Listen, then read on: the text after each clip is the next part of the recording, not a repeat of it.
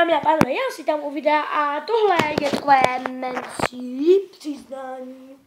OK, lhal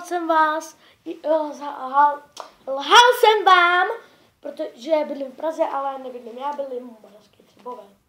A už má 10 odebíratelů, takže musí koupit kameru.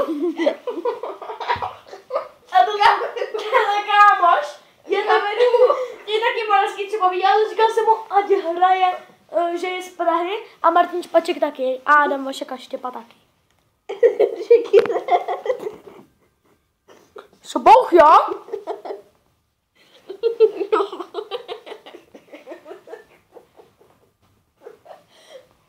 Musí koupit kameru. Nic jste neslyšeli. Tak jo,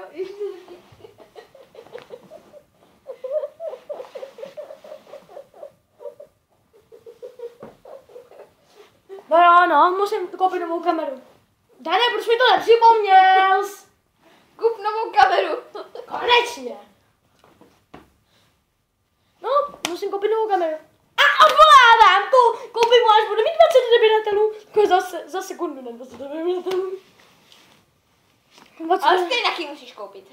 Slíbil jsi to. Diváci jsou důležití. Ne, nejsou. Jo.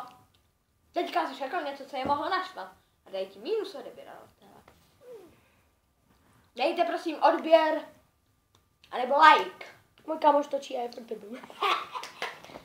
Nedívejte se na The Phoenixer. Damn. Ale jo, sorry Jirko, jo, jsi dobrý. Ale můžeš tam trošku v těch videích mluvit.